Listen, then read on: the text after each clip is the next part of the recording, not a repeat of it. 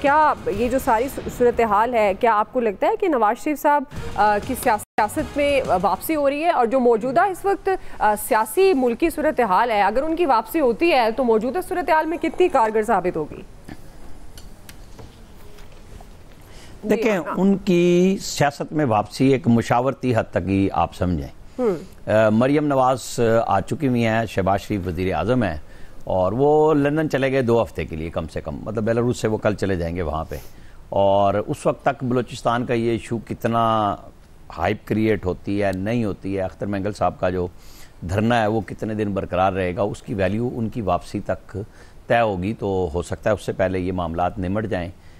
زیادہ خراب ہو جائیں، تو پھر وہ شاید وہاں وزٹ کریں۔ لیکن جو حکومت موجود ہے اور ان کے بھائی ہیں، اس کے اندر مشاورت تو ہر لمحہ ہی ہوتی ہے دونوں بھائیوں کی، کوئی وہ ایسی بات نہیں ہے کہ کوئی چیزیں ہوں۔ ہاں، عبد المالک بلوچ جو ان کے پاس، آپ کو پتہ ہے کہ جو اس وقت ایک فوجی ہماری حکمرانی تھی، ان کو تبدیلی آئی ہوئی تھی بڑی زور سے، اور اس وقت ثناء اللہ زہری کو وزارت اعلیٰ فارغ کرایا گیا تھا، اور ان سب کو بی اے پی بنوائی گئی تھی، اور جو پیٹرولیم کے منسٹر آف اسٹیٹ تھے اس وقت جام کمال صاحب، ان سب کو اس پارٹی کا سربراہ بنایا گیا، اور اس وقت بھی زرداری صاحب نے اون کیا تھا کہ جی وہ قدوس بزنجو کو دوبارہ وزیر اعلیٰ بنا کے کہ جی یہ تبدیلی میں لایا ہوں، بظاہر جس کو کہا جاتا ہے۔ تو وہ جو زخم لگائے گئے ہیں وہ اب لگ رہے ہیں، کیونکہ یہ بلوچستان کے اندر آپ کے پی میں ایکس فاٹا میں تو کہتے ہیں نا ٹی ٹی پی ہے، یہاں پہ بی ایل اے ہے، یا جو بھی مہرنگ بلوچ جن لوگوں کے ساتھ چل رہی ہیں، جو وہ مذمت جب نہیں کرتی تو ظاہر ہے آٹومیٹکلی وہ ان کے ساتھ کھڑے ہو جاتے ہیں جا کے۔ اختر مینگل صاحب بھی آئے ہیں، ان کو اپنی سیاست بھی بچانی ہے اور ریاست پاکستان کے ساتھ معاملات بھی طے کرنے ہیں، لیکن وہ ایک دفعہ عمران خان کے ساتھ چلے گئے تھے، ایک دفعہ وہ نواز شریف کے ساتھ آ گئے تھے جب پی ڈی ایم بنی تھی۔ تو ناراضگیاں ان بلوچ رہنماؤں کی بڑے قابل قدر لوگ ہیں، لیکن ظاہر ہے کہ مفادات سیاسی اپنے حلقوں کے اور دوسرے وہ ان سب کے مد نظر رہتے ہیں۔ پھر اس الیکشن میں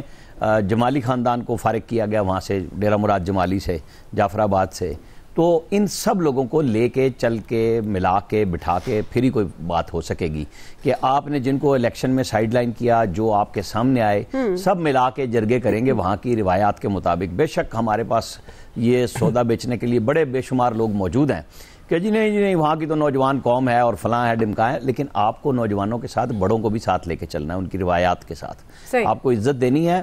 عزت لینی ہے، دونوں کی باہمی رسپیکٹ ہونی چاہیے، اداروں کا احترام ہونا چاہیے، لیکن ڈائیلاگ بہت ضروری ہے ہر چیز۔ نواب اکبر بگٹی کو مت بھولیں، جنرل مشرف اپنے دور میں فل ٹائم عروج پہ تھے، وہ کہتے تھے وہاں ماروں گا جہاں سے پتہ بھی نہیں چلے گا، اور اس وقت میر ظفر اللہ خان جمالی مرحوم نے ان کو آپریشن نہیں کرنے دیا تھا آخری جب تک وہ وزیر اعظم رہے کہ یہ کام آپ کریں گے۔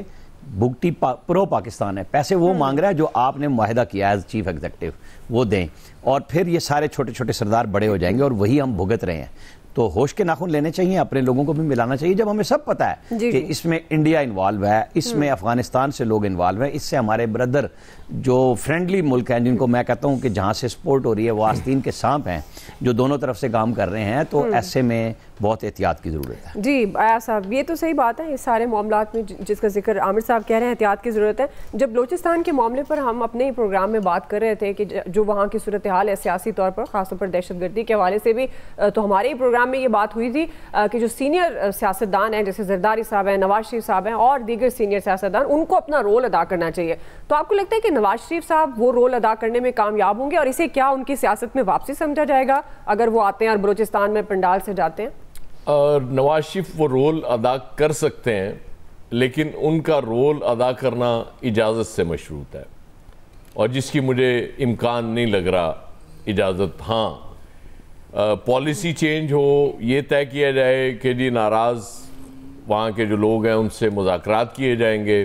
تو پھر کوئی چانس بن سکتا ہے نواز شریف صاحب کا کہ وہ شاید فعال ہو سکیں۔ ادروائز وہ عامر بالکل ٹھیک کہہ رہے ہیں، نواز شریف اور شہباز شریف صاحب موجود ہیں ایز پرائم منسٹر، ان کی بیٹی Maryam Nawaz as chief minister موجود ہیں، تو ان کی تو گنجائش بنتی نہیں ہے نواز شریف صاحب کی۔ وہ کسی ایک چیز کا انہوں نے ان کو چیئرمین بنا دیا، بس وہ ٹھیک ہے، وہ ثقافتی ورثہ یا جو بھی ہے اس کے ساتھ وہ کھیلتے رہیں، یا کوئی ڈگنیٹریز آتے ہیں ان سے ملاقات کر لیں اور اس کے بعد لندن چلے جائیں اب 2 ہفتے کے لیے۔ اس سے زیادہ تو ان کا رول مجھے نظر نہیں آ رہا۔ باقی جہاں تک بلوچستان کی بات ہے، ایک چیز ہمیں سمجھنی چاہیے دعا بچہ آپ سے جب مخاطب ہوتا ہے آپ اس کی بات نہیں سنتے تو وہ آپ سے ناراض ہو جاتا ہے کہ جی آپ توجہ سے میری بات کیوں نہیں سن رہے. تو ناراض بچے ہیں نا وہ بھی ریاست کے ناراض بچے ہیں جو ان کی بات سننی چاہیے, ان سے بات کرنی چاہیے. اور کیوں آپ نے ان کو دیوار کے ساتھ لگایا؟ وہ جو اکبر بگٹی کی مثال بڑی شاندار ہے اس میں کہ وہ جو پرو پاکستان ایلیمنٹ تھے آپ نے ان کو جان بوجھ کے وہ کر دیا. جمالی فیملی کے حوالے سے عامر نے بالکل ٹھیک نشاندہی کی ہے. عبد المالک بلوچ, مجھے اتفاق ہوا اس دور میں بلوچستان جانے کا جب عبد المالک بلوچ چیف منسٹر تھے, اور اس وقت ناصر جنجوعہ جو بعد میں نواز شریف صاحب کے سیکیورٹی ایڈوائزر بھی رہے, وہ کور کمانڈر تھے اس وقت سدرن کمانڈ کے, اور کیپٹن مبین شہید اس وقت غالباً ڈی آئی جی تھے وہاں. تو وہ مجھے بہترین دور لگا ریسنٹ پاسٹ میں جتنا بھی میں نے دیکھا ہے کہ اس دور میں چیزیں کچھ زندگی معمول کے مطابق چل رہی تھی. کوئٹہ میں بھی ہم بے دریغ گھومتے رہے, کوئٹہ سے باہر بھی گئے, مجھے یاد ہے میں چمن سے بھی ہو کے آیا تھا. تو وہ بڑا آئیڈیل دور تھا اس حوالے سے. یہ نہیں کہ انسرجنسی نہیں تھی لیکن وہ نہ ہونے کے برابر تھی. اس کی وجہ یہ کہ یہ ایک ایسا زبردست ٹرائکا تھا کہ جو بڑا اچھا کام کر رہے تھے وہاں بیٹھ کے. اچھا کچھ لگتا ہے مجھے یہاں ایکسٹینشن کا رواج تو ہے اس ملک میں,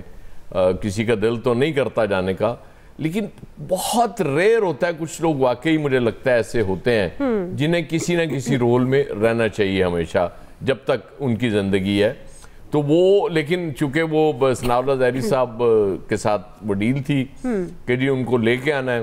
اور عبد المالک بلوچ صاحب کو وزارت اعلیٰ سے ہٹایا گیا, وہ ہی آغاز ثابت ہوا جو آج حالات ہیں. لیکن سٹل ٹائم ہوتا ہے ہمارے ہاتھ میں, ہم بات کرنی چاہیے. جہاں ایکشن بنتا ہے, میں نے کل بھی عرض کیا تھا, وہاں ضرور کریں. جو لوگ ہتھیار اٹھا کے ریاست کے خلاف لڑ رہے ہیں ان کو بالکل نہیں چھوڑنا چاہیے, ان کے ساتھ نہ ہی کسی کی ہمدردی ہونی چاہیے.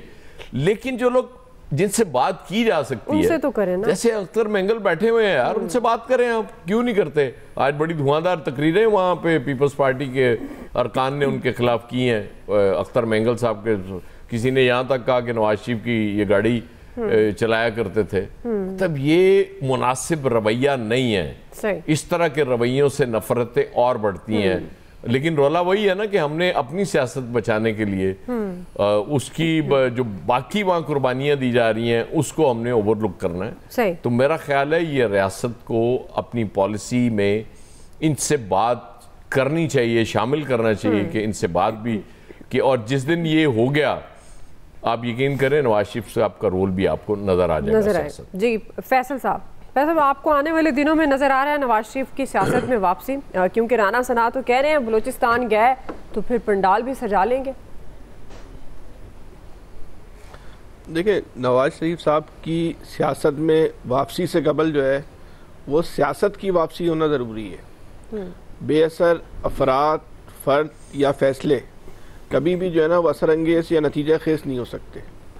آپ نے سب کچھ کرنے کے بعد اگر آج آپ کو اس بات کی ضرورت پڑ رہی ہے کہ وہاں کے مسئلوں کا جو حل ہے وہ سیاستدانوں کے پاس اور سیاسی فیصلوں کے پاس ہے, تو پھر یہ فیصلے ہمیں پہلے کر لینے چاہیے تھے. آج پھر سیاسی لوگوں کو ہی جو ہے نا بلایا جا رہا ہے نا, چاہے وہ نواز شریف صاحب ہوں یا مالک صاحب ہوں یا جو بھی ہوں,